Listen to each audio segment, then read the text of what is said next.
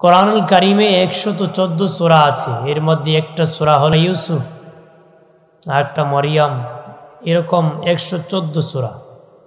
ইউসুফ ছিলেন একজন নবী, নবীর নামে এই সূরা আল্লাহ নাজিল করেছে।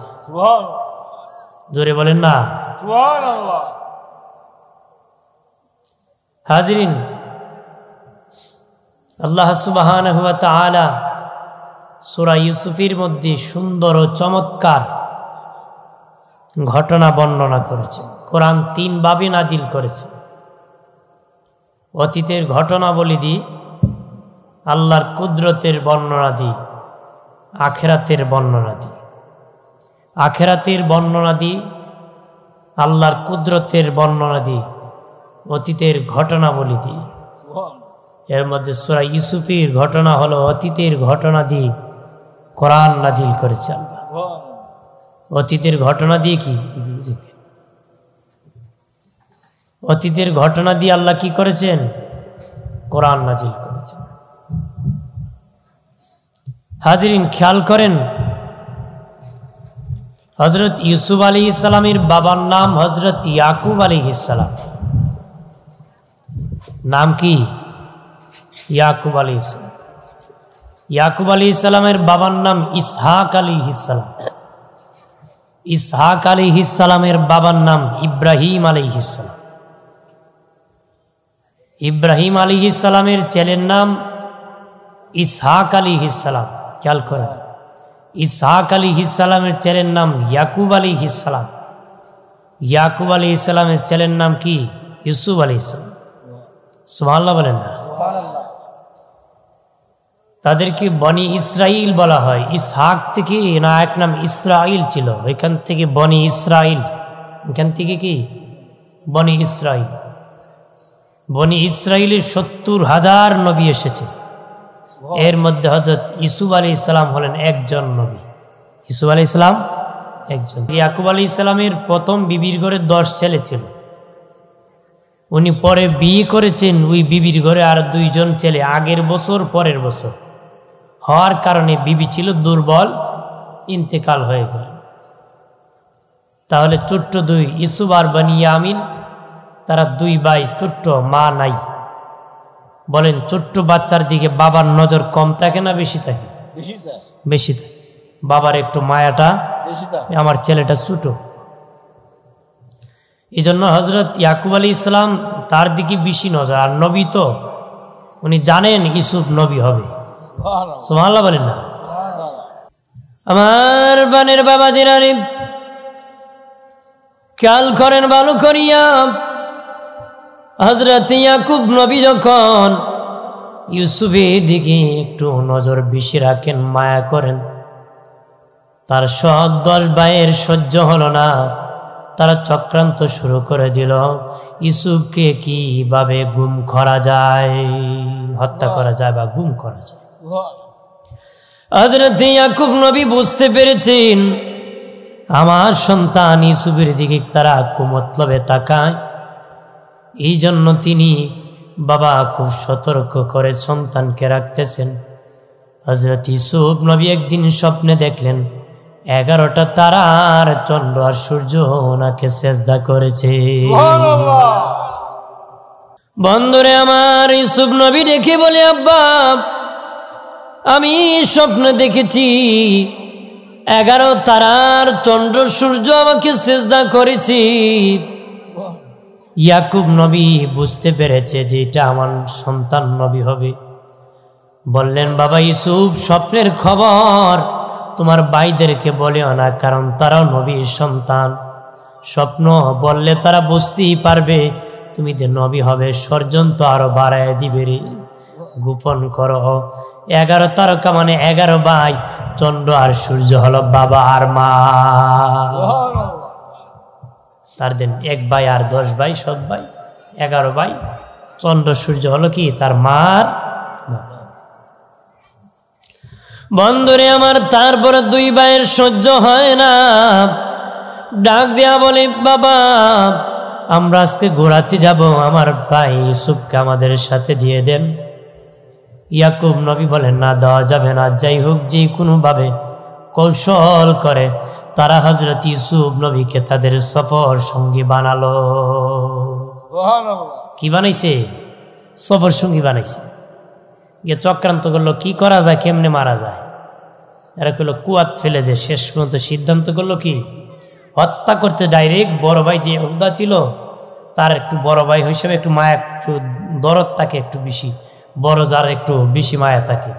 বড়টা বলতেছে ডাইরেক্ট হত্যা করে লাভ নাই, কুয়ায় ফেলাই দো। কোথায় ফেলাই তো? কুয়ায়। কুয়ায় ফেলাই কিতা করবো? বাবার কাছে কেমনে জবাব দিব? কি বলবো জানো নি? একটা ছাগলের বাচ্চা জবাই করে রক্ত লাগাইয়া কাপড়ের মধ্যে বাপকে বলবো, বাবা ইউসুফ নিয়ে আমরা গেছিলাম জঙ্গলে, বসে আছি, আমরা ছিলাম খেলাধুলা, চুট্টু খেলতে পারে নাই, বাঘে ধরে খাই নিছে। নাউজুবিল্লাহ বলেন, আরো জোরে বলে। বন্ধনে আমার খেয়াল করেন ভালো করে, হযরত ইউসুফ নবীকে বাবা দ্বীপ ওই রশি দিয়া বাঁধিয়া উলঙ্গ করিয়া কুয়ার মধ্যে ফেলে দিবে। উলঙ্গ কেন করবে জানোনি? জামাত ইয়াকুব নবীকে দেখাতে হবে তাদের বাবাকে, এই জন্য উলঙ্গ করিয়া রশি দিয়া কুয়ার মধ্যে বাবা ঝুলাই দিয়েছে। নিচে যখন চলে গেছে রশি কেটে দিছে, ইউসুফ নবী কুয়ার নিচে পড়ে যাচ্ছে। আল্লাহ বলেন, জিবরাইল আমার ইউসুফ কুয়ায় পড়ে যাচ্ছে, যা তাড়াতাড়ি করে কুয়ার পানি নিক্ষেপের আগে আমার ইউসুফকে তোমার কোলে উঠাও। ও বাবা কুম আইনা মা কুনতুম, আমি যেখানে আল্লাহ আছে, কি জোরে বলে, আমি যেখানে আল্লাহ আছে সব জায়গায় আমার আল্লাহ আছে। আল্লাহ দেখতেছে আমার ইউসুফকে ফেলে দিচ্ছে। আল্লাহকে জিবরিল যা তাড়াতাড়ি আমার ইউসুফ কুয়ায় পড়ার আগে কোলে নিতে হবে। জিবরিল বলছে 3 সময় খুব দৌড়ে আসতে হয়েছে, সময় কম। এর মধ্যে ইউসুফ আলাইহিস সালামের ভাইরা যখন ইউসুফকে খোয়ায় ফেলেছিল তখন সময় খুব কম ছিল, আমি দ্রুত আসিয়া ইউসুফকে আমার কোলে উঠেছি। আমার আল্লাহ ডেকে বললেন, জিবরাইল জিবরাইল আমার ইউসুফের গলায় একটা তাবিজ আছে। তাবিজ বলতে এটার ভিতরে একটা জামা আছে। আল্লাহ বলেন সেটা খুলিয়া পরে দাও। এটা কি জামা? কেমন জামা? তাবিজ হয়ে গেছে বাবা, এটা জান্নাতি জামা। আল্লাহ বলেন আমার ইউসুফকে উলঙ্গ করেছে। আমার ইউসুফ উলঙ্গ হয়ে যায়, থাকতে পারে না, তাও ওই তার গলার মধ্যে একটা তাবিজ আকারে একটা জামা আছে, সেটা পরায় দাও। এই জামারও ইতিহাস আছে, জামারও কি আছে? ওই জামা কোথা থেকে আসছে বাবা? ওই জামা ইব্রাহিম আলাইহিস সালামকে যখন আগুনের মধ্যে ফেলে দিয়েছিল, ইব্রাহিম নবী আগুনে যখন ফেলতেছিল মেনজিক বসেছিল বাবা, মেনজিক দিয়ে আগুনের মধ্যে ফেলে দিবে। ইব্রাহিম নবীকে নিতে পারতেছে না। ইবলিস আসিয়া উলঙ্গ নারী নাচায় দাও, জিনা লেলায় দাও, জিনা বেবিচার লেলায় দাও। জিনা যখন লেলাইল মাটি থেকে উঠাইতে পারতেছে না। শয়তান বলে কি করো? এই মুহূর্তে ইব্রাহিমকে উলঙ্গ করো রে। আসসালামু আলাইকুম। কি করতো? ইব্রাহিম নবীকে উলঙ্গ করতো। তো কেউ অফার দিছে বেঈমান যে ইব্রাহিমকে যে উলঙ্গ করবে তাকে এই টাকা পরিমাণ উপহার করা হবে। আজর ঠাকুর লালন পালনকারী পিতা ডাক দেয়া বলে, ও বাদশাহ, আমার ছেলে আমি নিজ হাতে দড়িয়া আপনার হাতে নিয়েছি, আর এখন জামা খোলার জন্য বুঝি অন্য লোকের টাকা নিবে? এটা তো হতে পারে না, আমি নিজেই টাকা নিয়ে যাব। এমনি আজর ঠাকুর ইব্রাহিম নবীর বাবা জামা যখন খুলতে গেছে, ইব্রাহিম নবীর দেহের মধ্যে শিকল লাগায় রাখছে। উনি বাবার কদমে মাথা ঝুঁকাইতে চায়, পারতেছে না। তো বাবার পায়ে ধরবে, বাবা আমার জামা খুলিও না, আগুনে ফেলে দাও, আমাকে মানুষের সামনে লজ্জা দিও না রে। এরপরে আজর মানে নাই, জোর করিয়া ইব্রাহিম নবীর গায়ের জামাটা টানিয়া টানিয়া খুলে নিয়েছে। আল্লাহ বলেন, জিবরিল আমার ইব্রাহিমকে উলঙ্গ করতেছে, যা। ইব্রাহিম জামা ছেড়ে দিছে, আমি মালিককে ছাড়ে নাই, আমার ইব্রাহিমের জন্য জান্নাতি জুব্বা লইয়া যা রে, চলিয়ে যা, আমার ইব্রাহিমের জন্য জান্নাতি জামা লইয়া যা। ওই ইব্রাহিম নবী দিয়ে জামা পাইছিল, ওই জামা ইব্রাহিম নবীর সন্তান ইসহাক পাইছিল। ইসহাকের সূত্রে ইসহাক আলাইহিস সালামের সন্তান ইয়াকুব আলাইহিস সালাম ছিল, আর ইয়াকুব আলাইহিস সালামের সূত্রে অর্থাৎ ইউসুফ আলাইহিস সালামের ইয়াকুব আলাইহিস সালাম এটা তাবিজ আকারে গলার মধ্যে বাঁধিয়া দিয়েছে। জোরে বলেন না। জান্নাতি জামা, কি জামা? জান্নাতি জামা। এটা ইচ্ছা করলে বড় করা যায়, ছোট্ট করা যায়, ছোট করতে করতে একটা তাবিজও বানানো যায়। এটা কি? জান্নাতি। আমার বানের বাবা জিরারে তখন জিবরাইল খুলিয়া ইউসুফ নবীকে গলার থেকে জান্নাতি জুব্বা পরাইয়া দিয়েছি। আল্লাহু আকবার বলেন না। আর বিশাল বড় একটা পাথরের উপর হযরত ইউসুফ নবীকে বাবা বসায় দিয়েছে। এই দেখি ভাইরাম জামা লইয়া বাড়ি যাইয়া বলে, আব্বা খবর ভালো না। ওই 10 ভাই যাইয়া ইয়াকুব নবীকে বলে, বাবা খবর ভালো না। কয় কি হয়েছে? আমাদের ভাই ইউসুফকে বাঘে ধরে খেয়ে ফেলছে রে। নাউজুবিল্লাহ। জোরে বলে। বাঘে খাইছে না, এরা বড় বাঘে খাইছে। 10 বাঘে খাইছে।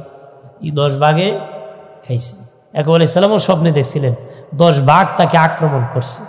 উনি স্বপ্নে তাবিজ দিচ্ছেন যে এরাই আমার ছেলেরা আক্রমণ করে। এরা কি বাঘ ইয়া আক্রমণ করছে। হযরত ইয়াকুব আলাইহিস সালাম বলে, বাবা আমার সন্তান ইউসুফকে বাঘে খেয়ে ফেলছে, প্রমাণ কি রে? তখন ইউসুফ নবীর জামা খুলিয়া কয়, দেখেন বাবা, এই দেখেন জামা রক্তে ভরে আছে, রক্ত লেগে আছে। ইয়াকুব ইউসুফকে বাঘে খেয়ে ফেলছে। ইয়াকুব আলাইহিস সালাম জুব্বা হাতে নিয়ে কয়, দেখি কোন জায়গার মধ্যে ছিঁড়াও নাই, পাড়াও নাই। ইয়াকুব নবী কয়, বাবা এমন বাঘে খাইল রে, জামারি ছিল না রে। হ্যাঁ, নবী না, নবীর কাছে ফাঁকি দেওয়া যায়? উনি জামা হাতে নিয়ে এমন বাঘে খাইলো, জামারি ছিল না। আপনার বাঘে খেলে বাঘ কি বোতামগুলা খুলে খুলে খাইব না, ছিঁড়ে বেড়ে খাইব? কিন্তু এরা খুব সুন্দর করে খুললে না, রক্ত লাগাইছে। নবীর কাছে কি ধরা পড়বো না? নবীকে কেমন বাঘে খাইলো রে, জামারি ছিল না। এরা তখন বিপদ বলনা পরে, আব্বা আপনি যদি বিশ্বাস না করেন, বাঘ দৈরাই না দেয়, বাঘ আইন না কি তা করবো? ওই যে বাঘে খাইছি, বাঘ বেলারা দৌড়ে দেখাইল। এক বলেছেন প্রতি আনো, বাঘ দৌড়ে না দেখো। রানা করেছে বাঘ ধরে আনবে। এক ভাই আরেক বাইরে ডেকে বলে, ভাই বাঘ কেমনে ধরবো রে? কয় বাঘ তো ধরা যাবে না, চল সারাদিন জঙ্গলে ঘুরাইয়া বাড়ি যাইয়া বাবা রে কুমো, বাবা যে বাঘে ইউসুফ রে খাইছিলি, বাঘ আমরা রে দেখা এক পাহাড় থেকে এক পাহাড়ে চলে গেছে, ধরতে পারে নাই। এক পাহাড় থেকে আরেক পাহাড় গেছে, ধরতে পারি নাই। হেরা যখন জঙ্গল ঢুকছে, গিয়ে দেখে এক বাঘ কাইপা ফুরি জায়গা, খাপতে খাপতে ফুরি জায়গা। দর তাড়াতাড়ি ওইটার ধরছে যাতে দিয়া, দরিয়ানে ইয়াকুব নবীর সামনে দিছে। কার সামনে দিছে? ইয়াকুব আলাইহিস সালাম ডেকে বলে, বাঘ এ বাঘ, তোর কাছে জানতে চাই, আমার ইউসুফ রে কি তুমি সত্যই খাইছো নাকি? আমার ইউসুফ তো তোমাদের কোনো ক্ষতি করে নাই রে, আমি ইয়াকুব তো তোমাদেরকে ক্ষতি করি নাই, আমার কেন রে তোমরা এত বড় ক্ষতি করলা রে? ওরে বাঘরা, তোমরা কেন রে আমার এত বড় ক্ষতি করলাম? বলো রে, সত্যই নি তোমরা আমার ইউসুফ রে খাইছো? ওই সময় বাঘের চোখে পানি পড়া আরো বেড়ে গেল।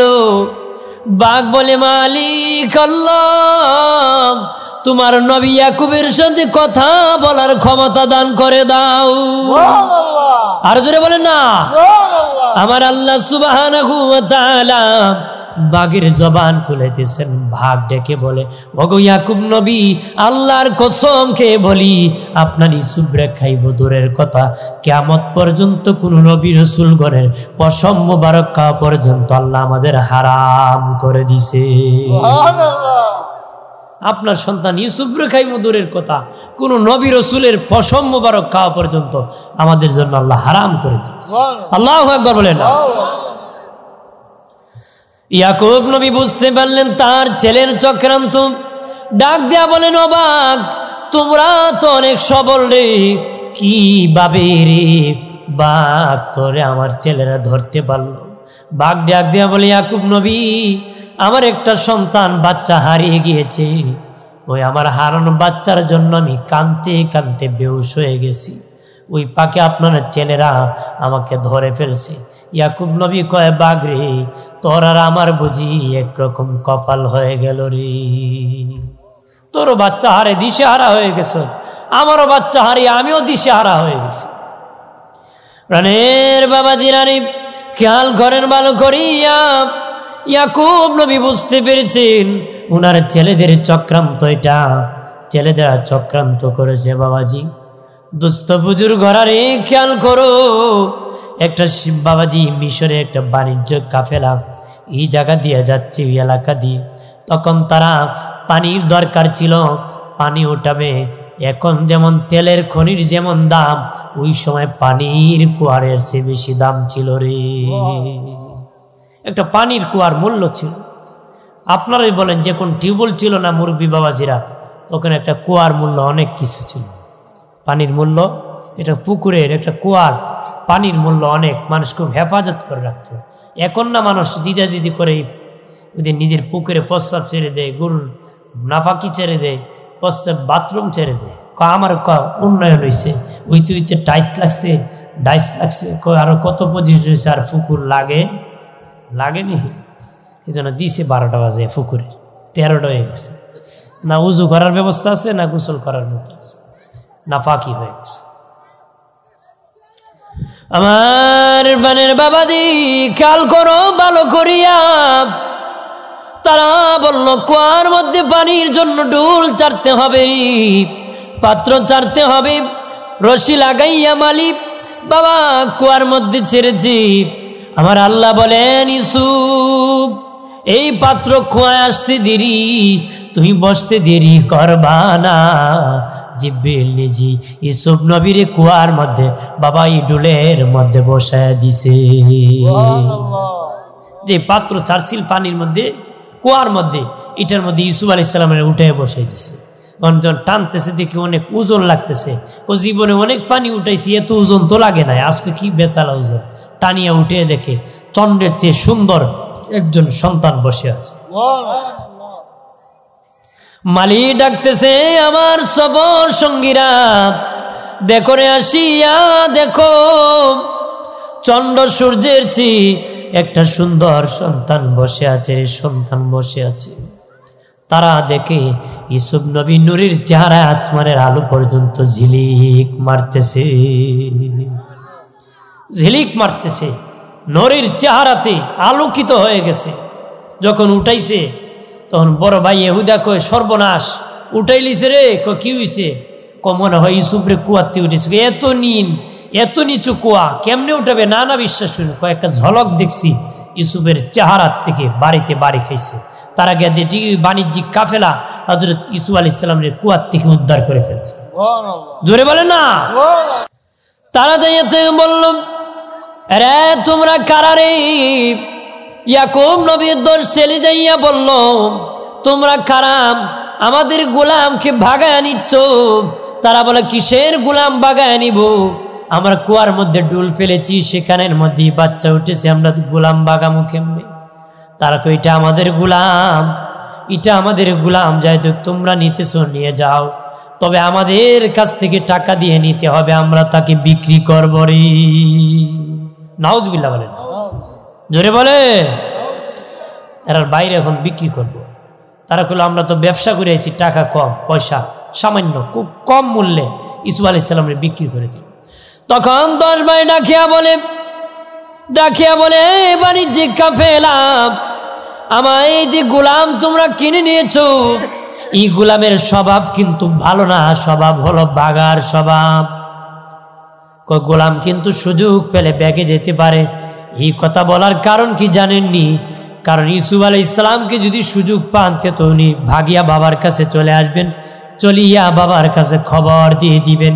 এই জন্য তাদেরকে কয়, এই গোলামের স্বভাব হলো ভাগার স্বভাব আছে, যেন তারা খুব সতর্ক হয়ে, কেয়ারফুল হয়ে মিশর নিয়ে যায়, যেন লুগাইয়া মানে খুব সতর্ক হয়ে যেন নিয়ে যায়। ইউসুফ আলাইহিস সালাম ছুটিয়া যেন না আসতে পারে। এই জন্য তারা এই বুদ্ধি বলে দিল যে তার স্বভাব হলো বাগিয়ে আসে। তার স্বভাব কি? কিন্তু বাঘার স্বভাব না না, উরারা মানে খারাপ কাজ করতেছে, ইউসুফ আলাইহিস সালামের সাথে বেয়াদবি করতেছে। বন্ধুরে আমার খেয়াল করেন ভালো করে, হযরত ইউসুফ আলাইহিস সালামকে ওই মালিক বাবাজি, ওই লোক, যে লোক সিরিয়ার বাড়ির মধ্যে, তার সিরিয়ার মধ্যে নিয়ে গেল, মিশরের বাজারে নিয়ে গেল, নদীর মধ্যে গোসল করালো, জরির কাপড় চোপড় পরালো, মিশরের গোলাম বাজারের মধ্যে নিয়ে গেল। বাবাজি যেখানে মালি আছে ডুল পিঠায়, তারে বলল ডুল পিঠায় দে, বলে ইব্রানি একটা গোলাম চন্দ্র সূর্যের চেয়ে আরো সুন্দর বিক্রি হবে। এখন যখন গরু বাজারে বিকে, ছাগল বাজারে বিকে, আগে মানুষ বাজারে বিকত। আগে কি তা মানুষও বাজারও গোলাম বিকত। আগের যুগের গোলাম আমরা দেশের সাবের চেয়ে ভালো আছে, আমরা দেশের কি তা সাবের চেয়ে ভালো আছিল। গোলাম মধ্যে বিক্রি হইতো, এরা চুক্তি করতো সাবের সাথে যে আমি দিনের বেলা আপনার কাজ করব, রাতের বেলা আমার মালিকের গোলামি করব। কিন্তু আমরা সাবইও আল্লাহর গোলামি পারে না, কতক্ষণ ঠিক কিনা জোরে বলে না। তারা চুক্তি করতো, বলতো দিনের বেলা তোমার গোলামি করব, আর রাতের বেলা মা প্রভু রাব্বুল আলামিনের গোলামি করব। এক মনিবের বাড়ি গোলামকে কিনে নিছে, অন্য গোলাম যত টাকায় বিক্রি হবে আমাকে অর্ধেক দামে নিবে, তবে আমাকে রাতের বেলা ছেড়ে দিতে হবে। এরকম বাবাজি রাত যখন হয়ে গেল, ওই গোলাম মালিকের কাছে সেজদায় পড়ে, আল্লাহ গো, দিনের বেলা আমার একজন মনিব আছে, এই জন্য তোমাকে ডাকতে পারি না, রাতের বেলা তোমাকে আমি ডাকতেছি। আর কান দেখো, আল্লাহ দিনের বেলা পারি না, আত্মা আজকে এত টাকা দিছে, রাতও ডাকে না, আল্লাহরে দিনও ডাকে না, কথা হয় না। হ্যাঁ, আরে গোলাম কো, আল্লাহ আমার একটা মনিব আছে, দিনের বেলা তার গোলামি করি, আর রাত হলে তোমার গোলামি করি। তার মনিব একদিন কো দেখি আমার গোলামে কি অবস্থা, যে দেখে সেজদায় পড়ে আছে, আসমান থেকে একটা নূরের আলো তার কপালে লেগে আছে। সে আবার কইতেছে, আল্লাহ তোমার সাথে আমার এত বড় সম্পর্ক, পাস করে দিও। মনিব দেখিয়া কয়া, আমার বাড়ি খায়, আমার বাড়ি ঘুমা, তার মালিকের সাথে এত বড় সম্পর্ক, আমার সম্পর্ক নাই। তখন গোলাম আওয়াজ শুনেছে, সে বলে, আল্লাহ গো, তোমার আমার গোপন পাসওয়ার্ডের খবর আমার মনিব জেনে ফেলছে। ও মালিক, আমি আর পৃথিবীতে থাকতে চাই না, এই মুহূর্তে আমারে সেখানে তোমার দরবারে নিয়ে যাও। এত বড় সম্পর্ক আল্লাহর সাথে, সাথে সাথে ইন্তেকাল হয়ে গেছে, সাথে সাথে কি ইন্তেকাল হয়ে গেছে।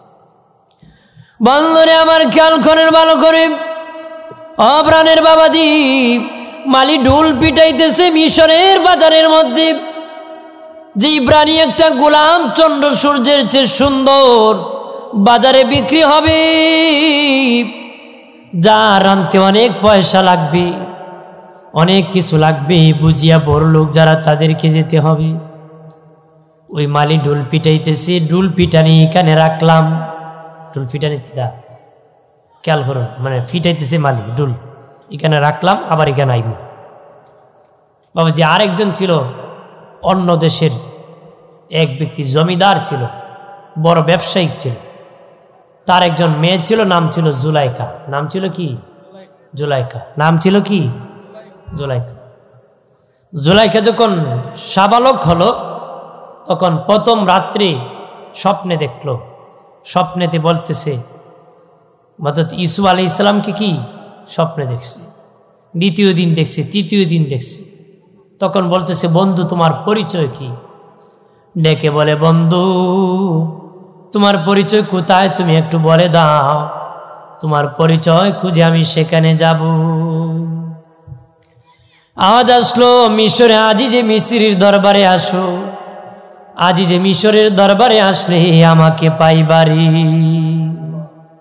আজিজে মিশরের দরবারে গেলে আমাকে পাবা। জুলাইখার বাবা বিয়ে দেখতেছে, মেয়ে বিয়ে দিবি। জুলাইখার সাথে সখী নামে এক মেয়ে থাকতো, খাদিম খেদমতদার থাকতো। সখীকে বলে, সখী জিজ্ঞাসা করো আমার মেয়ে বিয়ে বসবিনি। অনেক স্বামী দেখতেছে জুলাইখা রাজি না। সখীকে ডাক দেখো, সখী আমার বাবারে বলো আমি মিশরের বাদশাহ আজিজে মিসরি ছাড়া আর কারো কাছে বিয়ে বসবো না রে। জুলাইখা ডেকে বলে, বাবা আমি যদি বিয়ে বসতে হয় মিশরের বাদশাহ আজিরে মিশরের কাছে বসতে হবে, আর কারো কাছে বসবো না, আমার জীবন বাঁচানো দায় আছে। জুলাইখার বাবা মিশর চলে গেলেন, যাইয়া আজিজি মিশরের সাথে কথা বললেন। কথাবার্তার বিনিময় আজিজি মিশর বলে, ঠিক আছে আমি আপনার মেয়ে বিয়ে করতে রাজি, তবে আপনার দেশে বর্ষায় যা আমি যাইতে রাজি না, আপনার মেয়ে কন্যা সাজাইয়া আমার দেশে আনিয়া বিয়ে দিতে হবে। এবার বউ জামাই সাজিয়া জুলাইখার দেশে যাইত না, জুলাইখারে কন্যা সাজাইয়া মিশরে আইনা বিয়ে দিতে। আজিজে মিশর ডেকে বলে, আমাকে বিয়ে দিতে গেলে তোমার মেয়ে সাজাইয়া আমার বাড়ি আনতে হবে, আমার দেশে আনতে হবে। জুলাইখার বাবা বলে, না না এটা তো হতে পারে না, আমার মেয়েকে কন্যা সাজাইয়া আপনার দেশে আনার পরে যদি আপনার পছন্দ না হয় তখন তো আমার মেয়েকে আবার ফিরাই নিতে হবে আমার দেশে, আমার বড় ইজ্জত হানি হবে, শরম লাগবে, এই মেয়ে আমি আর বিয়ে দিতে পারবো না। যে বিয়ে বসার জন্য গিয়েছিল ওই আজিজি মিশর বিয়ে করে নাই, এটা হতে পারে না। জুলাইখার বাবা সেখান থেকে চলে গেলেন বাড়ি যাইয়া মন বেজার। বাবা জুলাইখার সখীরে ডাক দিয়া কোন সখী আমার বাবারে জিজ্ঞাসা করো আজিজি মিশর কি বলেছে, জিজ্ঞাসা করো আজিজি মিশর কি বলেছে। আজিজি মিশর বলেছে, ডাক দেয়া কয় আজিজি মিশর বলেছে বিয়ে করতে রাজি ঠিক, কিন্তু সে বর্ষায় যা আমার দেশে আসতে রাজি না, আমার মেয়ে নাকি কন্যা সাজাইয়া তার শেষ দেশে পাঠাইতে আমি রাজি হতে পারি না। বাবাজি সখী যাইয়া জুলাইখাকে ডেকে বলি, ও জুলাইখা আজিজে মিশর তোমার দেশে বর্ষাতে আসবে না, তোমাকে কন্যা সাজায় যেতে হবে। আমি রাজি, আমার বাবা যদি রাজি না আমি রাজি, কারণ তারে ছাড়া আমার জীবন বাঁচবে না রে। আশিকার মাসুক প্রেমের রুহুর মতো ব্যাখ্যা লেখছে তাফসিরি কিতাবে, রুহু ছাড়া যেমন বাঁচে না মানুষ, আশিকার মাসুক ছাড়া একজন আরেকজনের ছাড়া একজন বাঁচতে পারে না। প্রেমের ভালো এক বন্ধন। আল্লাহু আকবার বলেন, এটা এক সমুদ্রের নাম। মারহাবা বলেন না, ভালোবাসা এটা একটা সমুদ্রের।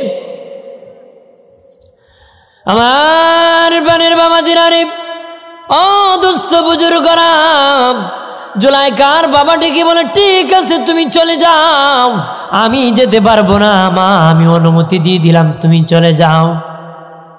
সখীরে লইয়া জুলাইখা নতুন জামা কাপড় পরিয়া মিশর রওনা করলো। আজিজি মিশরের বাসভবনের সামনে যখন গেল, আজিজি মিশর তার সিংহাসন থেকে উঠিয়া, আগে যে অনীহা কিছু ছিল জুলাইখার চেহারা দেখে আরো পাগল হয়ে গেল রে।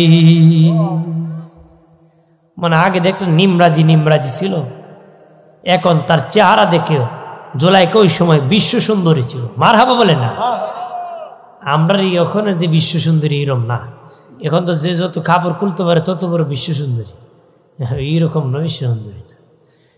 আমার প্রাণের বাবাজিরা রে, অদুস্থ বুজুর্গরা, আরো কত সুন্দর নারীরা ঘরে বসে আছে, পৃথিবীর মানুষ খবর জানে না।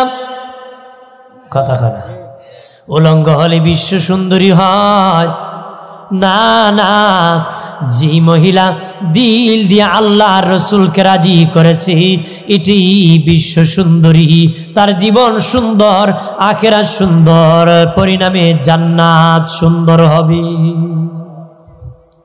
তার শেষে জান্নাতি সুখী হবে। কত সুন্দরী আছে যারা চেহারা কেউ দেখেন, আর এখন বিশ্ব সুন্দরী। জুলাইখা ছিল ওই সময় বিশ্ব সুন্দরী। আজিজি মিশর কয় না বিয়ে করবো, কিন্তু জুলাইখার মন বেজার যে এই বন্ধুরের স্বপ্ন দেখছে, এইটা তুই বন্ধু না। যদি কইছে আজিজি মিশরের দরবারে আসো, কিন্তু এই বন্ধু তো ওটা না, ওইটা তো না। সখীরে ডাক দেয়া বলে, সখী আসলাম যে বন্ধুকে স্বপ্নে দেখেছি এটা তো আমার এই বন্ধু নারী আজিজি মিশর, নাম তো ঠিকই আছে বাদশা, কিন্তু রে এটা তো আমার বন্ধু না রে, আমি কেমনে কি করতে পারি? সখী ডেকে বলে, এখন যদি ঘুরিয়া আবার দেশে চলে যাও, তোমার বন্ধুর খবর না পেতে পারো, তুমি রাজি হয়ে যাও। রাজি হইয়া তার দরবারে তাকিয়া তোমার বন্ধুরে খুঁজিয়া বাহির করবারে। তার দরবারে তাকিয়া তোমার বন্ধুরে খুঁজে খুঁজে বার কর। আজি জুলাইকা কইল, আমি রাজি। বিয়ে হয়ে গেল, খুব ডাক ঢুল পিটাইয়া আনন্দময় বিয়ে হয়েছে। কি হয়েছে?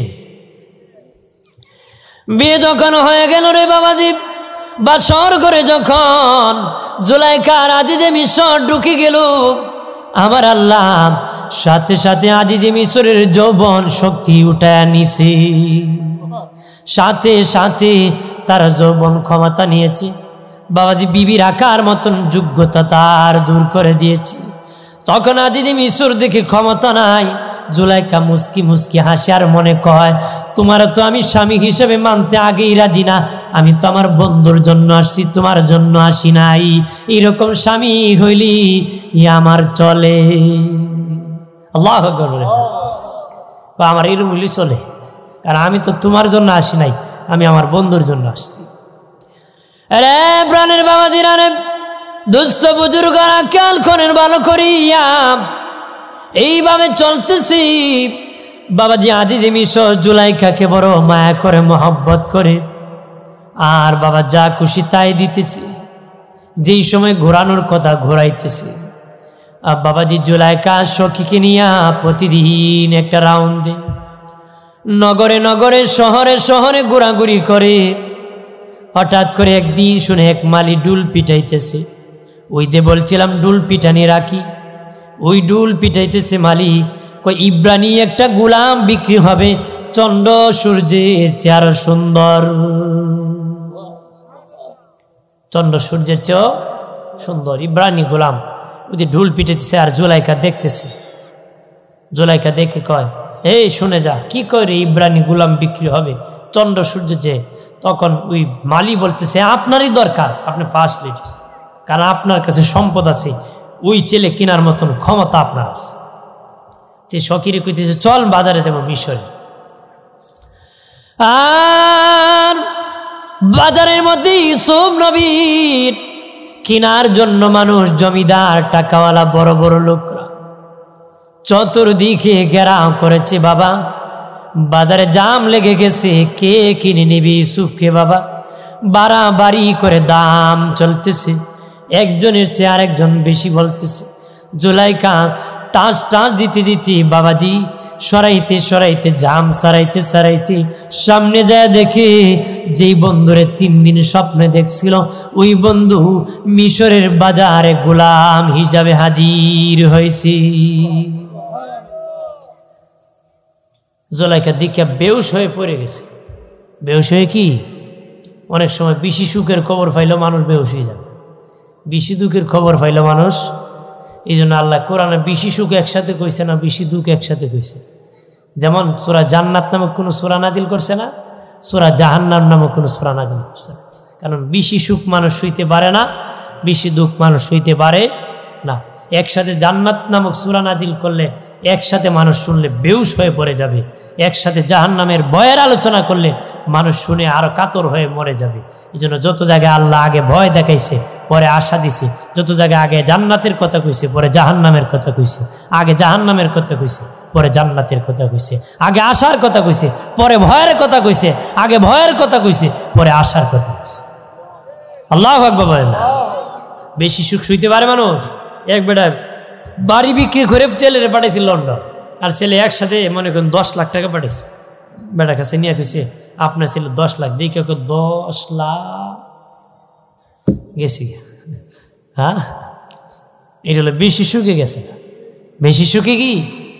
আবার শুনছে বাড়ি বিক্রি করে ছেলে পাঠাইছে, ছেলে সেখানে মরে গেছে, সম্পদে গেল, ছেলেও গেল, সব শেষ। অতি সুখ সইতে পারে না মানুষ, অতি দুঃখ সইতে পারে না। কথা কনা কথা সত্য না?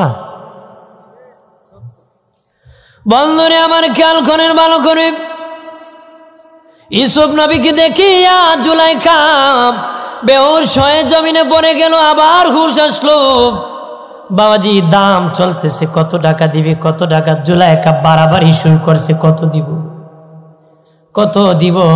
শেষ মুহূর্তে একটা মূল্য হয়েছিল বাবাজি, ইউসুফ নবী এক পাল্লা হীরামণি মুক্তার এক পাল্লায়, ইউসুফ এক পাল্লায়, জুলাইখা আমি ডাবল দিব। কইছে সর্বোচ্চ যে মূল্য হবে এটার কি ডাবল দিব। ডাবল দিয়ে কিনা নিছে। আর মানুষ বলে ও প্রধানমন্ত্রীর বিবি এত কষ্ট করে বাদশার তহবিল খালি না করে এইভাবে কেন কিনলা, এত টাকা দি। জুলাইখা আমি জানি রে কেন কিনেছি। তখন বাবা আজিজে মিশর ডেকে বলে, বিবি আমার ধনের ভান্ডার খালি করে রে তুমি কেন এই বাচ্চা কিনলা।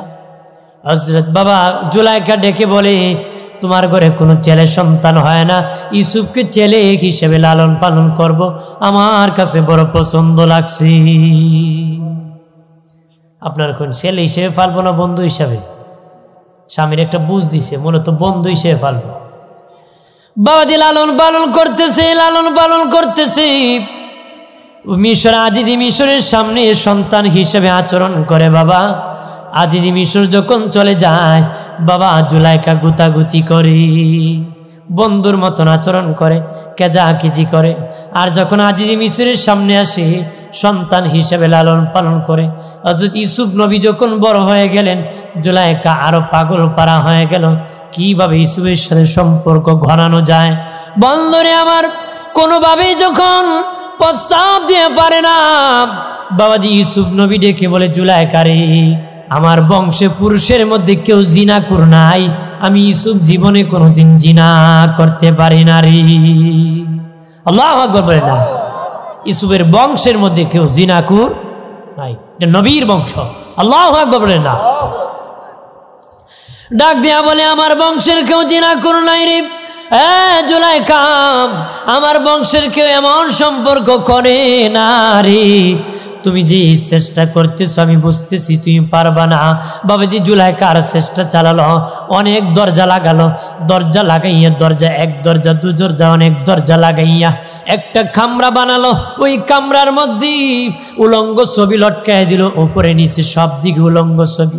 জুলাইখা লটকাইয়া ইউসুফ নবীকে বাবা ওই কামরার মধ্যে যখন নিয়ে গেছি, ইউসুফ নবী ডানে তাকায় দেখে উলঙ্গ ছবি, বামে তাকায় দেখে উলঙ্গ ছবি, সামনে তাকাইতেছে দেখে উলঙ্গ ছবি, পিছনে তাকাইতেছে দেখে উলঙ্গ ছবি।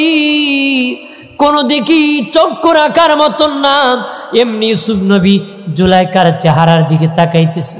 জুলাইখাকে আমি সেই ব্যবস্থা করছি, কেন জানো নি? এতদিন ধরে তোমাকে আদর করে লালন পালন করি, কোনোদিন মাথা সোজা করে আমার চেহারার দিকে তুমি তাকাও নাই।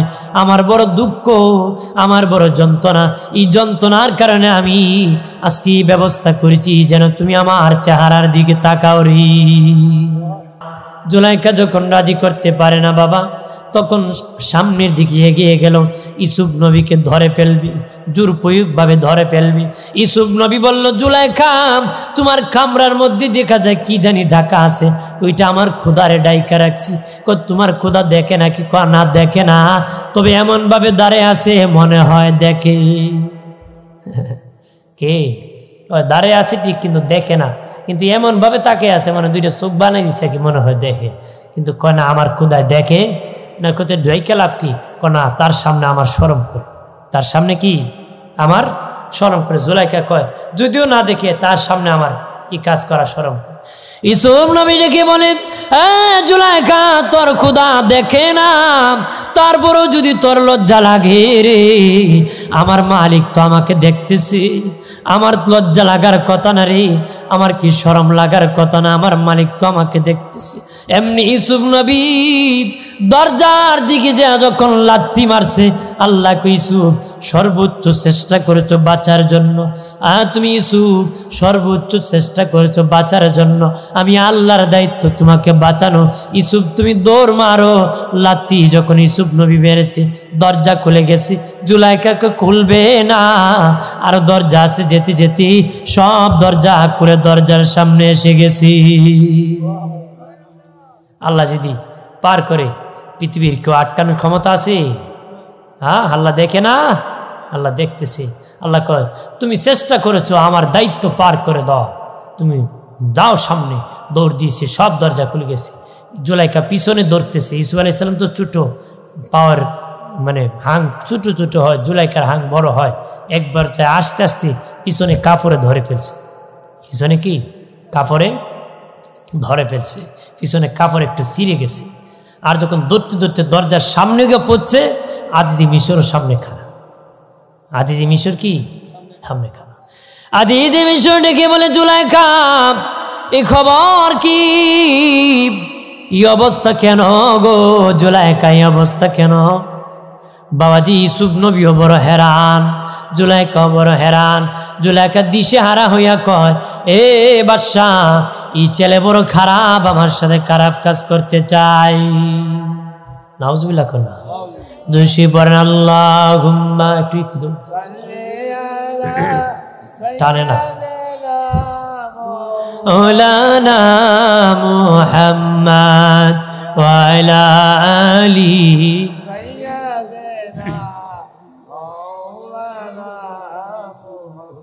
কত মানুষ আইল গেল, কেউ তো ববে রইল না,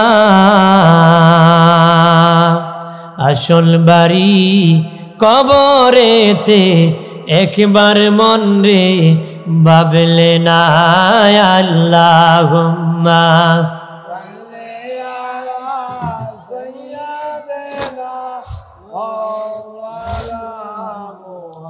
ওয়া আলা আলিহি।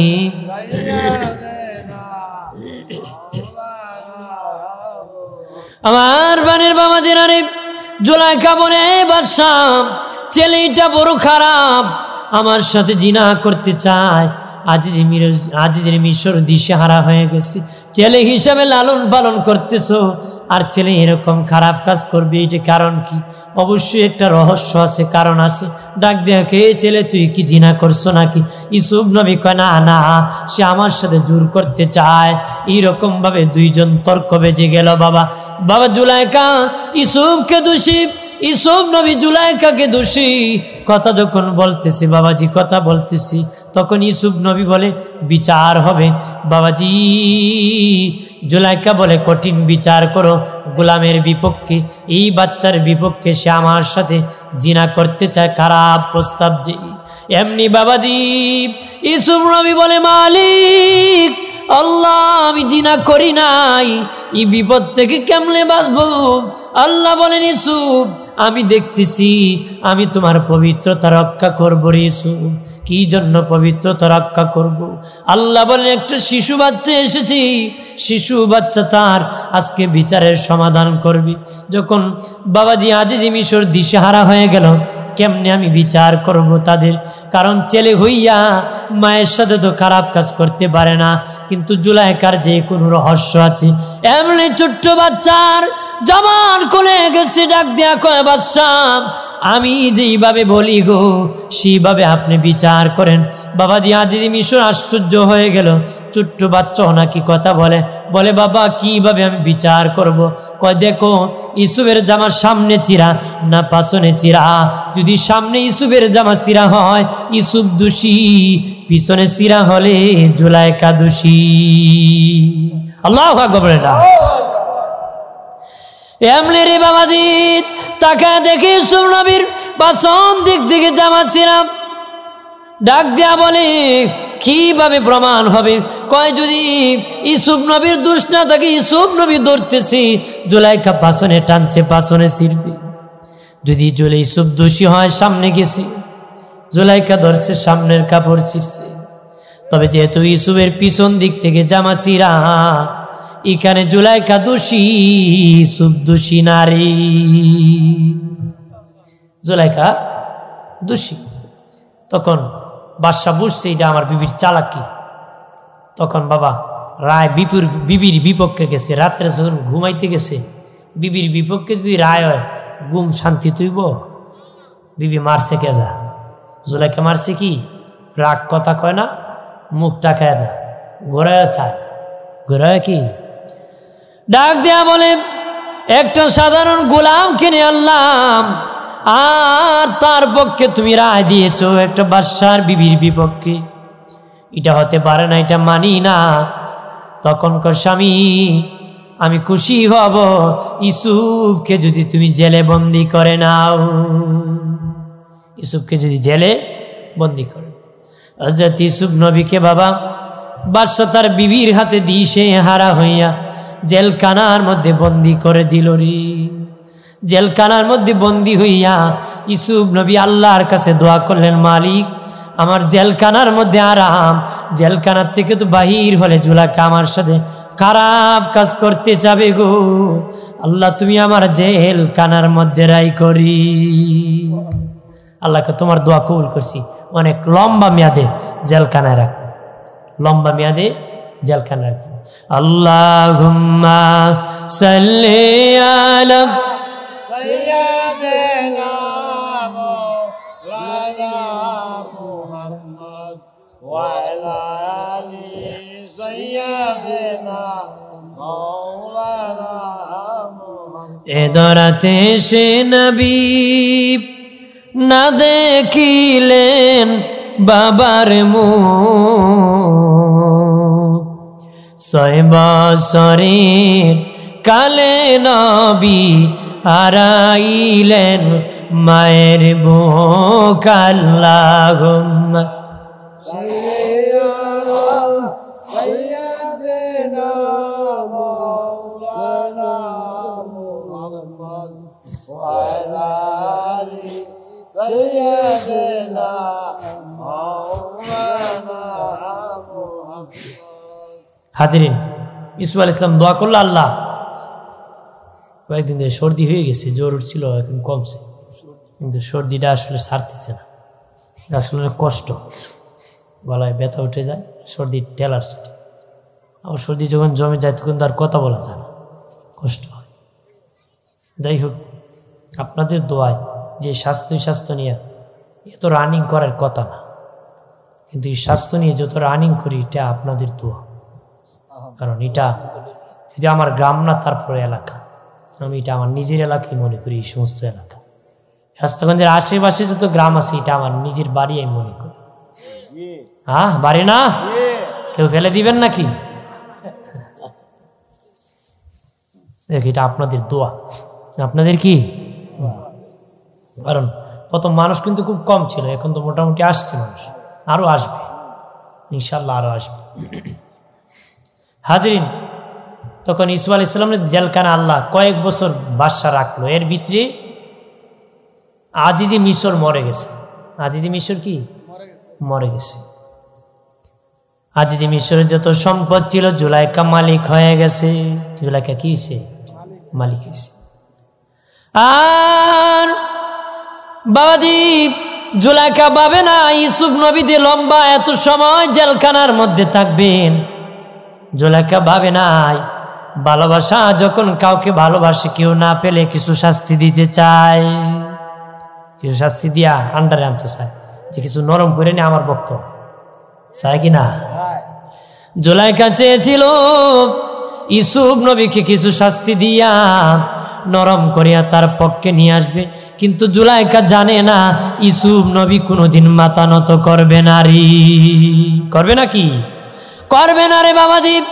আর জুলাইখা আজিজে মিশর যখন মরে গেল, আর ইউসুফ নবী যখন জেলখানার থেকে বাহির হয় না, ইউসুফ নবীর জন্য পাগল পারা হয়ে গেল। বাবাজি মানুষ যাইয়া জুলাইখার কাছে যদি ইউসুফ বলতে পারতো দান করত, আরেকবার বললে আরেকবার করত, আরেকবার করলে আরেকবার করত। এরকম সুবিধাবাদী যারা দান নিতে চায় তারা যে জুলাইখার বাড়ি যায় খালি ইউসুফ ইউসুফ ইউসুফ করতো, আর জুলাইখা দান করত। আমরা সমাজে অনেক মানুষ আছে দেখবেন, এরা কিছু ফান দিলি দান করে, আর কিছু সুবিধাবাদী আছে এরা দেখলে কথাক্ষণ ঠিক কিনা কয় তাই এইভাবে বললে খুশি হয়ে যায়। বাবাজি জুলাইখার বাড়ি আসিয়া মানুষ বলে ইউসুফ ইউসুফ, আর জুলাইখা খুশি হইয়া দান করে, দান করতে করতে ফকির হয়ে গেছে। ফকির হয়ে গেছে, চুল পেকে গেছে, একদম চেহারা লবণ্যতা এসে গেছে, বাবা গরিব হয়ে গেছে, বাড়ি ঘর পর্যন্ত বিক্রি করে ফকির হয়ে একটা ঝুপলির মধ্যে বাড়ি বানাইছে। কি বানাইছে? ঝুপলির মধ্যে বাড়ি বানাইছে, দিশেহারা হইয়া, ফকির হইয়া। আর ওই সময় জানি মিশরের বাদশা ছিল, উনি এক স্বপ্ন দেখেছিল, স্বপ্নের ব্যাখ্যা কেউ করতে পারতেছে না। একজন বলল, জেলখানায় ইউসুফ নামের একজন ব্যক্তি আছে, উনি বলে স্বপ্নের তাবির শক্ত করতে পারে। উনি স্বপ্নের তাবির করে দিলেন, বাদশা তোমার দেশে 7 বছর বড় ফসল হবে। স্বপ্নের ব্যাখ্যা হলো 7 বছর ফসল হবে, 7 বছর দুর্ভিক্ষ হবে। বাদশা বলল 7 বছর ফসল হবে, 7 বছর দুর্ভিক্ষ হবে, ওই দুর্ভিক্ষের মোকাবেলা কেমনে করব? যেই ব্যক্তি স্বপ্নের ব্যাখ্যা করে দিয়েছে, তাবির করে দিয়েছে, তাকে জেলখানা থেকে বাহির করো। বলল জেলখানা থেকে ইউসুফ নবীকে বাহির করিয়া বলল, তুমি স্বপ্নের তাবির করে দিয়েছো, কেউ তাবির করতে পারে নাই। বলেছো 7 বছর আমার দেশে প্রচুর ফসল হবে, 7 বছর দুর্ভিক্ষ হবে, এইটার মোকাবেলা কেমনে করব? তোমাকে আমার দেশের খাদ্য মন্ত্রী বানায় দিলাম। সুবহানাল্লাহ কইতেন না? যেহেতু তুমি এটা ব্যাখ্যা করছো, তোমাকে দায়িত্ব দিলাম, এই অনুযায়ী 7 বছর মোকাবেলা করার দায়িত্ব তোমার, তোমাকে খাদ্যমন্ত্রী বানাই দিলাম। কি বানাই দিলাম? ইসু আলাইহিস সালাম প্রথমে হয়ে গেল মিশরের খাদ্যমন্ত্রী। মিশরের কি খাদ্যমন্ত্রী? এই বাদশাই খুশি হইয়া বানিয়েছে পরে বাদশা। সুবহানাল্লাহ বলবেন না? তখন ইসু আলাইহিস সালাম বললেন যে 7 বছর যে ফসল বেশি হবে, 7 বছর সব খরচ না হলে গুদামজাত করে রাখতে হবে, গুদামজাত করে রাখতে হবে। পরের 7 বছর ফসল কম হবে, আগের 7 বছরের বেশি ফসল পরের 7 বছরের ব্যাকআপ দিতে হবে, পরের 7 বছর খাওয়াতে হবে, এরকম গোদামজাত করে থাকবে। বন্ধুরে আমার খেয়াল করেন ভালো করে, ও প্রাণের বাবাজি, হযরত ইউসুফ নবী রাষ্ট্রের দায়িত্বে ঘোরাঘুরি করতেছেন। হঠাৎ করে দেখেন রাস্তার কিনারে ঝুপড়ির মধ্যে কে জানি ইউসুফ ইউসুফ ইউসুফ ইউসুফ ইউসুফ ইউসুফ এইভাবে জপতেছে জপতেছে। উনি গাড়ির থেকে নামিয়া দেখেন ঝুপড়ির মধ্যে একটা বুড়া মহিলা ইউসুফ ইউসুফ বলে বলে জপতেছে। গাড়ি উঠে চলে গেলেন, সেখানের পুলিশ বাহিনীকে বললেন যে দেখো অমুক রাস্তার কিনারের মধ্যে ঝুপড়ির মধ্যে একটা মহিলা আমার নামের জিকির করতেছে, তাকে ধরিয়া আমার দরবারে পৌঁছায়া দিবারে। আল্লাহু আকবার। বন্ধুরে আমার খেয়াল করেন ভালো করে, আর তারা যাইয়া এই মহিলাকে ধরিয়া, জুলাইখাকে ধরিয়া আনিয়া ইউসুফ নবীর সামনে যখন বসে দিছি, ইউসুফ ইউসুফ জ্বলতেছে। জুলাইখা চক্ষু করে দেখে তার প্রেমের বন্ধু ইউসুফকে সিংহাসনে দেখা যায়। আরে আমার বন্ধু তো জেলখানায়, আমার বন্ধুরই বাদশার চেয়ারে বসে আছে। জুলাইখা চেহারা দেখে মুস্কি মুস্কি হাসতেছি, মুস্কি মুস্কি হাসতেছি। ওই ইউসুফ নবী কয়, মহিলা তোমার পরিচয় কি? জুলাইখা তো চিনে ফেলছি, ইউসুফ নবী চিনতেছে না। বাবাজি জুলাইখা মুস্কি মুস্কি হাসতেছি। ইউসুফ নবী কয়, মনে হয় তুমি বহুদিনের পরিচিতা মহিলা, আমার সাথে এমন ভাবে তুমি কথা বলতেছো আর হাসতেছো।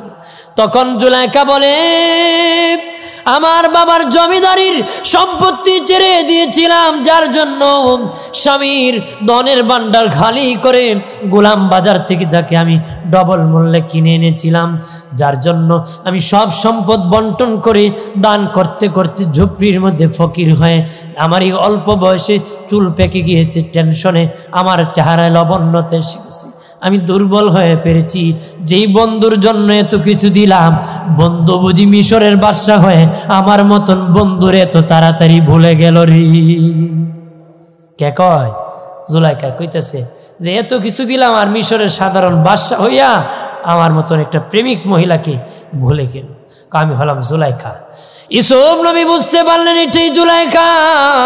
ইউসুফ নবী ডেকে বলে, জুলাইখা তুমি তো একতরফা প্রেম করেছো, আমি তো তোমার সাথে প্রেম করি নাই, আমি তো তোমার সাথে প্রেম করি নাই রে জুলাইখা, তুমি আমার সাথে প্রেম করেছো, এটা একতরফাতে প্রেম হয়েছিল, এটা তো আমি রাজি না, তুমি রাজি ছিলা রে, একতরফা হতে পারে না।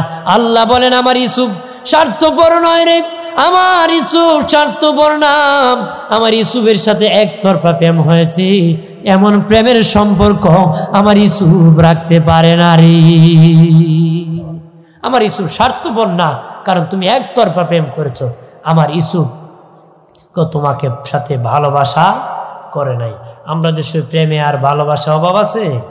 কত প্রেমিক ভাগ্যে গেল মা বাপ ফালাইয়া, আর কত প্রেমিক বিষ খায়া মরল, জীবন শেষ করে দিল।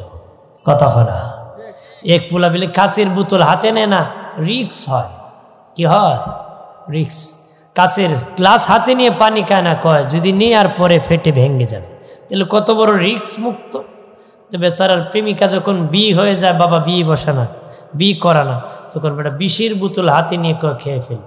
এখন মারাত্মক রিক্স নাকি? কয় এখন মারাত্মক রিক্সে পড়ছে না? হ্যাঁ, বাট রিক্স নেয় না, কিন্তু এমন রিক্স নিছে বাবা জীবন শেষ করে দিবে। কথা হয় না? আরে বাবা, তুমি বিয়ে করলা, 25 বছর মা বাপ খাওয়াইলো পারলো, আর 6-7 মাস প্রেম করে মা বাপ বাদ দিয়ে করবা? আচ্ছা করছো, সামাজিক বন্ধনে অবৈধতা পাবে না, যাও না। ভালোভাবে যেটা মা বাপ রাজি হয় সেখানে যাও। তুমি রাজি না, বিষ খেয়ে ফেলবা, মরে ফেলবা। বহু ছেলে মরে গেছে, মেয়ে কিন্তু বিয়ে বসে স্বামীর বাড়িতে বাচ্চা কাচ্চা হয়েছে, আর ও জাহান্নামে জ্বলতেছে। অনেক মেয়ে মরে গেছে, ছেলে আবার বিয়ে করে থাকতেছে, কিন্তু মেয়েটা মরে জাহান্নামে চলে গেছে। আত্মহত্যা করা জায়েজ নাকি? যেরকম জায়েজ, আত্মহত্যা করা হারাম। বিষ খেয়ে যারা মরে যায়, ফাঁস লেগে যারা মরে যায়, রেল স্টেশন রেলের তলে পড়ে যারা মরে যায়, বাবাজি হারাম হারাম। নিজের প্রতি নিজে জুলুম করেছে। আকাবির হজরতগণ বলেন তার দুনিয়ার জ্বালা শুইতে পারে না, আখেরাতে এসে যাবে। কেমন জানোনি? দুনিয়ার জ্বালা হলো দুনিয়ার চুলার আগুনের মতন জ্বালা, আর সেদে মরল আর বড় জ্বালায় পড়লো, এটা জাহান্নামের আগুনের জ্বালায়। তুমি মনে করছো বিষ খাইয়া তোমার জ্বালা শেষ হয়ে যাবে, শেষ হয়ে তুমি শান্তি পাইবা? না না, তোমার তো আরো ডাবল না ট্রিপল 70 গুণ অশান্তি আরো বেড়ে যাবে। আজাব কি? দুনিয়ার কষ্টই যদি শুইতে না পারো, তাহলে এটা শুইবা কেন? জাহান্নামের আজাব শোয়া যাবে? যারা বিষ খেয়ে মরে যাবে বাবাজি, কিয়ামত পর্যন্ত কবরে বিষ খাবি, আবার মরবি, আবার জিন্দা হবে। যারা রেলের তলে পরে মরবে, তারা রেলের তলে সারা জীবন পড়বে আর মরবে, আজাব দেওয়া হবে। পাশ লেগে যারা মরবে, এরকম কিছুদিন কয়েকদিন পর পর শোনা যায়, প্রায় দিনই শোনা যায় বিষ খেয়ে মরে গেছে, পাশ লেগে মরে গেছে। বাবা আকাবির হজরতগণ বলেন এদের জানাজার নামাজে ভালো মানুষ তোমরা যাইও নারী। যারা ভালো মানুষ আছো তোমরা এরা জানাজা যাইও না, এরা ভালো না। এরা কি না? যারা নিম্নমানের মানুষ আছো, খারাপ মানুষ, তোমরা মিললে দাফন করিল। আর কেউ কেউ কইছেন জানাজাই ফইর না। আমাদের হানাফি মাঝে ইমাম কইছেন ফইর, কিন্তু বালা মানুষ বেশি যাইও। বন্ধনে আমার খেয়াল করেন ভালো করে, ও প্রাণের বাবাজি, ইসুফ নবী জুলাইখাকে ডেকে বলেন, ও জুলাইখা, তুমি বলতেছো আমি স্বার্থপর, আমি স্বার্থপর না, আমি স্বার্থপর না রে জুলাইখা। তুমি আমার কাছে অনেক দিন অনেক কিছু চেয়েছো রে, আজকে যা চাইবা তা আমি আদায় করে দিব। জুলাইখা আর কত বলবো, আর কত লজ্জা পাবো। আমি কি চাই আপনি তো জানেন গো, আর তো বলিয়া লাভ নাই, এখন আর আমার বলিয়া লাভ নাই, কারণ এখন আমার চুল পেকে গেছে, আমার চেহারায় লবণ্যতা এসে গেছি, বুড়ি হয়ে গেছি, এখন তো আর এই চাহিদা বলে লাভ নাই, এই কথা বলে আমার লাভ নাই। হযরত ইউসুফ নবী তার দেহের উপর একটা চাদর ছেড়ে দিলেন, বললেন যখন আমি বলবো তুমি চাদর থেকে উঠে যাবা। চাদর ছেড়ে দিলেন, চাদর উঠালেন। চাদর উঠানোর পরে ওই জুলাইখা 18 বছরের একজন নারী হয়ে গেল রে, এক যুবতী নারী হয়েছে। ইউসুফ আলাইহিস সালাম কইছে তুমি যা চাইবা আমি তা মিটাবো। এখন তো বলে লাভ নাই, বা আমার তো আর ক্ষমতাই নাই। তখন তিনি দোয়া করে দিয়েছেন, আল্লাহ সাথে সাথে 18 বছরে এক যুবতী বানাই দিয়েছে। আর জোরে বলেন না। তারপরে রেবানের বাবাজি খেয়াল করেন ভালো করিয়া, ও বাবাজি, হযরত ইয়াকুব আলাইহিস সালাম সন্তান ইউসুফের জন্য কাঁদতে কাঁদতে, সন্তান যখন হারিয়ে গেল গো, কাঁদতে কাঁদতে চোখের দৃষ্টিশক্তি হারিয়ে ফেললেন, চোখের দৃষ্টিশক্তি হারিয়ে ফেললেন বাবাজি। ওই তার দেশেও দুর্ভিক্ষ দেখা গেল। আর মিশরে যে প্রধানমন্ত্রী ইউসুফ আলাইহিস সালাম, উনি শুধু ওনার দেশের মধ্যে ত্রাণ মানুষকে দেয় না বাবা, অন্য দেশ থেকে যারা আসে খুব কম মূল্যে তাদেরকে ত্রাণ দেয় বাবাজি, খাদ্য দিতেছে। আর ইয়াকুব আলাইহিস সালামের ছেলেরা খবর পেল মিশরের বাদশা বড় দয়াবান, খুব কম মূল্যে খাবার দিতেছে, কারণ মজুদ করে হযরত ইউসুফ আলাইহিস সালাম 7 বছর মোকাবেলার জন্য তো গুদামজাত করে খাবার রাখছে বাবা, মোকাবেলা করতে হবে। তিনি তখন দান করতেছেন ওই মালগুলা, খাদ্য গুদাম থেকে মাল দান করতেছেন। ঠিক তেমনি ভাবে বাবাজি খেয়াল করেন ভালো করে, তারা 10 ভাই বাবাজি মিশর আসছে খাবার নেওয়ার জন্য, দাঁড়ায় গিয়েছি খাবার নিবি। হযরত ইউসুফ আলাইহিস সালাম তাদেরকে দেখে চিনে ফেলছে। আল্লাহু আকবার বলেন, আর জোরে বলেন না। জিজ্ঞাসা করলেন তোমাদের বাড়ি কই? বলল তাদের বাড়ির পরিচয় দিল। তোমরা কয় ভাই? আমরা 12 ভাই। কয় ভাই? আমরা 12 ভাই। তোমরা এখন কেন এখানে 11 ভাই আসছো? আরেক ভাই কই? বললা লাভ নাই বাদশাহ, আমরা আরেক ভাই আমরার সাথে জঙ্গলে খেলতে গিয়েছিল, বাঘে ধরে খেয়ে ফেলছে। কারে কয় গিয়া? যারে ফালাইছিল হেরি কয়। ইসু আলেম রে কয় আমার আরেক ভাই খুব সুন্দর আছিল, নাম ছিল ইসুফ, আমরার সাথে গেছিল জঙ্গলে খেলাইতো, বাঘে ধরে খাই নিছে, এই জন্য এক ভাই কমে গেছি। 10 ভাই ছিল তো, তারা বললো আরেক ভাই মানে ইয়ামিন আছে, তা আমার বাবার কাছে আছে, আমরা 10 ভাই এখানে আসছি, আমরা 10 ভাই এখানে আসছি, এক ভাই আমার বাবার কাছে আর এক ভাইয়ের বাঘে খেয়েছে। ইসু আলাইহিস সালাম করি আমার বাঘে খাইছে। আমরা দেশে আছে না মাইশা কয় নানার বাড়ির গপ মামুর গারো। হ্যাঁ আমার বানের বাবা জিরানি কত হয়েছে সময়? প্রায় 1.5 ঘন্টা কাছাকাছি। শেষ করে দিই না আর কিছুক্ষণ কইব? কইতাম নি আর শুনবেন নি? রাগ করতেছেন, কারণ এটা একটা কিচ্ছা, এটা কোরআনে আল্লাহ কিচ্ছা দিচ্ছেন, মজার কিচ্ছা। এটা কোরআনে আয়াত পড়তেছি না, ঘটনাটা খালি বলতেছি। আর আমরা সাধারণ মানুষ, ঘটনা বললি ভালো সহজে বুঝতে পারবেন, মজা পাবেন। যেন আমি ঘটনা সূরা ইউসুফ থেকে বলতেছি, কারণ এটা পুরা ঘটনাই। অন্যদিন আমি অনেক কিছুই বলি, আজকে এটি বলি। হ্যাঁ এটি বলি সমাপ্তি। আমার বানের বাবা জিরানি তখন হযরত ইউসুফ আলাইহিস সালাম বলেন আপনাদের বাবা আসেননি? আব্বা আছেন। আমার ভাই ইউসুফকে যখন বাঘে খেয়ে ফেলেছিল আমার আব্বা, ওই ইউসুফের জন্য কাঁদতে কাঁদতে 2টি চোখের দৃষ্টি শক্তি চলে গেছে। তখন বলেন তাদেরকে খাবার বাড়ায় দাও, খাবার সমতি বাড়ায় দাও। আর ওনার একটা জুব্বা দিলেন, বললেন আপনার বাবা ইয়াকুব নবীকে বলেন মিশরের বাদশাহ ওনাকে এই জুব্বাটা হাদিয়া দিয়েছি। এই জুব্বাটা কি দিয়েছে? হাদিয়া দিয়েছে। এমনি রে প্রাণের বাবাজি খেয়াল করেন ভালো করিয়া, তার একজন আরেকজনে বলে মিশরের বাদশাহ কত ভালো, আমাদেরকে অনেক ত্রাণ দিয়েছে, অনেক খাবার দিয়েছে। আবার আমার বাবার জন্য জুব্বা দিয়েছি। জুব্বা যখন ইয়াকুব নবীর হাতে দিয়েছি, ইয়াকুব নবী হাতে দিয়ে এখন ছেলেরা কই রে তোরা? আমার জুব্বার মধ্যে আমার ইউসুফের গান পাইতেছি। আর জোরে বলে না আরে আমার ছেলেরা, এই জুব্বার মধ্যে আমার ইউসুফের গান পাইতেছি। বাবা ইয়াকুব নবী যখন জুব্বা হাতে নিয়ে চুমুকাইতেছে, মুখে লাগাইতে দেরি, ওনার চক্ষু 2টা ভালো হতে দেরি হয় নাই।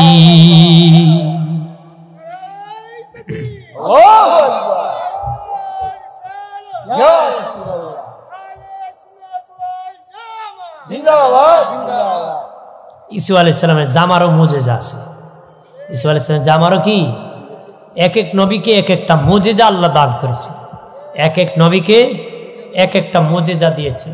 মুসা আলাইহিস সালামকে লাঠি মুজিজা দিয়েছেন। মুসা আলাইহিস সালামের লাঠি হাতে ধরলে লাঠি হতো, ছেড়ে দিলে সাপ হতো। হাতে ধরলে কি হতো? লাঠি হতো, ছেড়ে দিলে সাপ হতো। আল্লাহ জিজ্ঞাসা মুসা হাতে কি? লম্বা ঘটনা, এই দিকে যাবো না। মুসা আলাইহিস সালাম মুজিজা ছিল কি? লাঠি। আর অনেক সব নবীরই মুজিজা ছিল। সব নবী কি? মুজিজা ছিল। হযরত দাউদ নবীর মুজিজা ছিল বাবা, উনি খন্তা বানাতেন, দা বানাতেন, কুড়াল বানাতেন। ওনার মুজিজা কি ছিল? আমরা তো পিটাইয়া বানাতে হয়। উনি যখন লোহায় ধরে চাপা মারতেন, লোহা মমের মতন গলে নরম হয়ে যেত। এটা ওনার মুজিজা ছিল।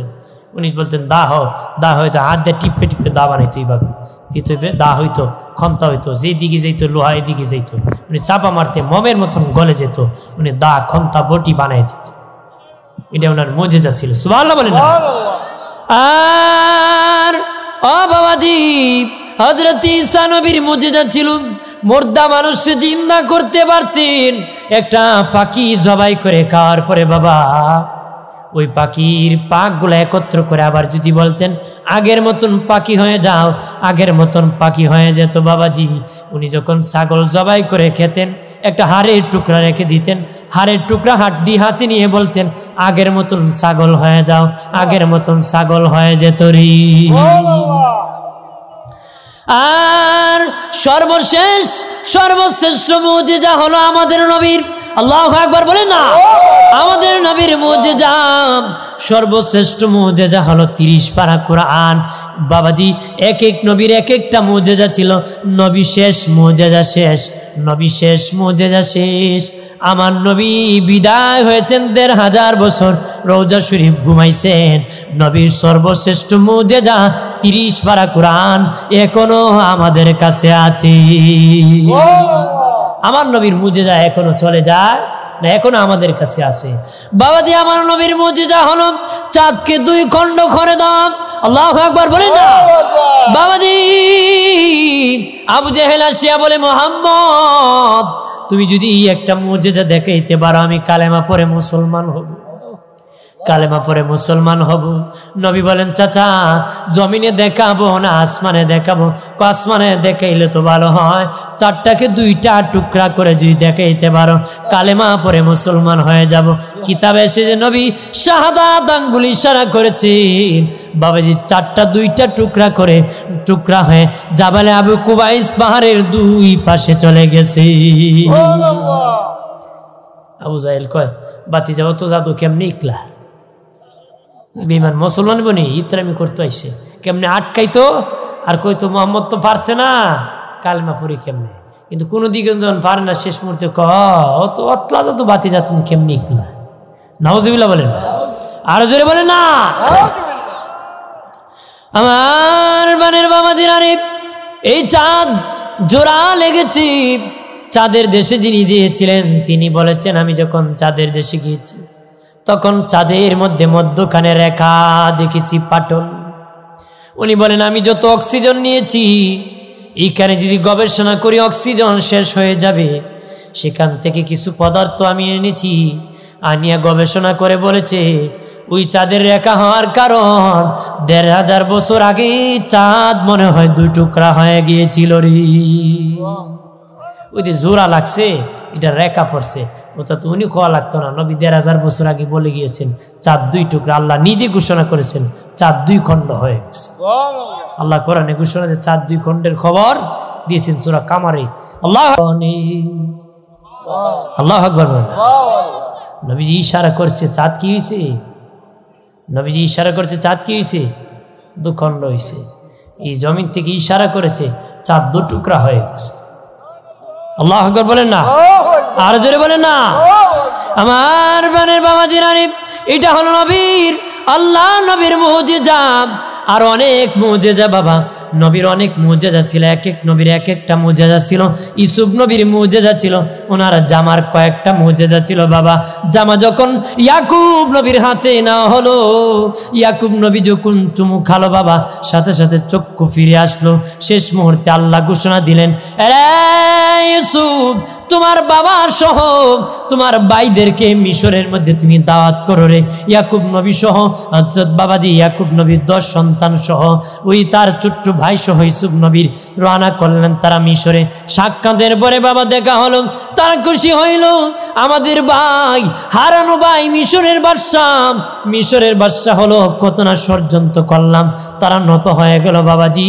অদুস্থ বুজুর্গরা হযরত ইউসুফ আলাইহিস সালাম, ইয়াকুব আলাইহিস আলাইহিসসালামকে জিজ্ঞাসা করলেন, বাবা ও বাবা, আমি শুনেছি আপনি আমার জন্য কান্না করতে করতে চোখের দৃষ্টিশক্তি হারিয়ে ফেলেছেন গো বাবা।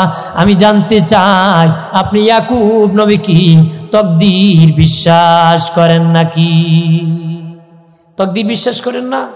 ইয়াকুব নবী ডেকে বলেন, বাবা ইউসুফ, তকদির তো একটা সাধারণ মুসলমানই বিশ্বাস করতে হয়।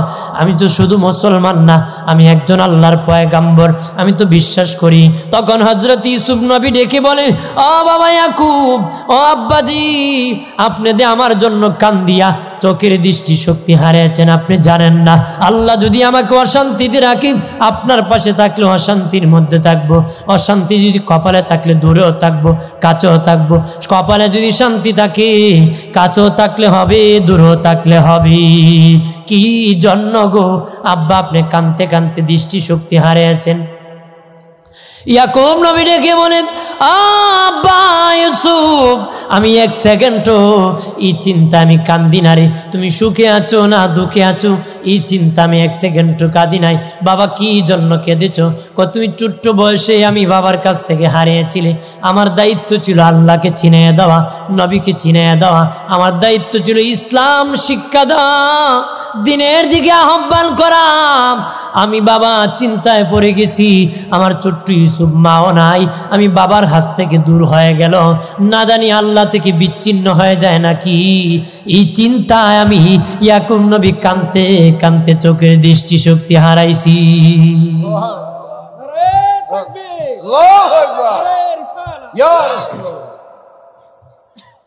ইউসুফ আলাইহিস সালাম, ইয়াকুব আলাইহিস সালাম জানে ইউসুফ নবী হবে, কিন্তু তারপরে কান্না করছে। তারপরে আমার দায়িত্ব ছিল আমার সন্তানকে আল্লাহ চেনা। আপনারা কদিন কাঁদছেন আর কদিন বলছেন মিয়া আর তো উল্টা পথে কথা হয়, আর বাঁকা পথে নেয় না। ছেলে যদি নামাজ পড়তে কত রুক্কা আবার নামাজ লাগে না, আসে না বললো? হ্যাঁ, মনে করে এশার নামাজে জামাতে গেছে ছেলে, বাপে কয় তোর ফরাওরা নাই, নামাজ ওত্তা নামাজ উক্কা দরকার কিন্তু বরস না। তার মানে দুনিয়ার পড়লে দুনিয়ার শান্তি হবে, নামাজ না পড়লে আখেরাতে অশান্তি হবে। বাবা হইয়া চায় ক্ষণস্থায়ী শান্তি, চিরস্থায়ী অশান্তি। কথা হয় না?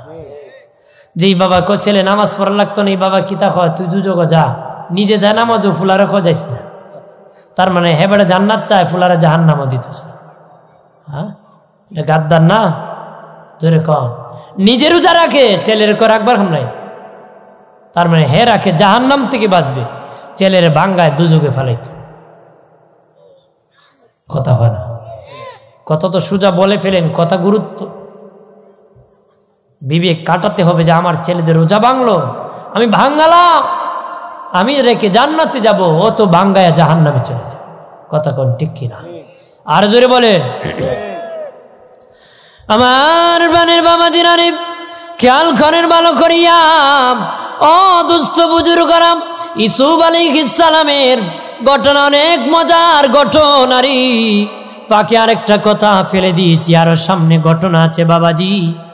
ইউসুফ আলাইহিস সালাম এর জন্য জুলাইখা যখন পাগল ছিল রে, তখন মহিলারা বলল বাদশার মেয়ে হইয়া গোলামের জন্য এত পাগল, বদনাম রটাইছে।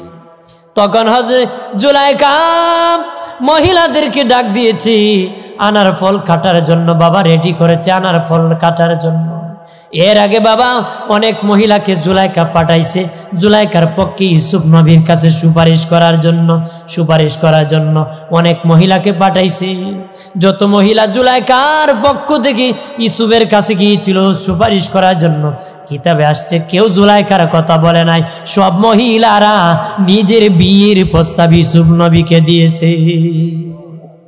সুবহানাল্লাহ কন্যা, মানে ফাড়াইছে আমি আপনারে, আমার কথা কইতেন না গিয়ে আপনার কথা কই। জুলাইখা মহিলারা কাতারে কাতারে পাঠাইছে যে একটু ইউসুফরে বুঝাই কইও, জুলাইখা তোমার জন্য খুব পাগল। যত মহিলা গেছে গিয়া জুলাইখার কথা কইছে না, এরা নিজের বীর প্রস্তাবের কথা কইছে। আল্লাহু আকবার বলেন, আরো জোরে বলেন না।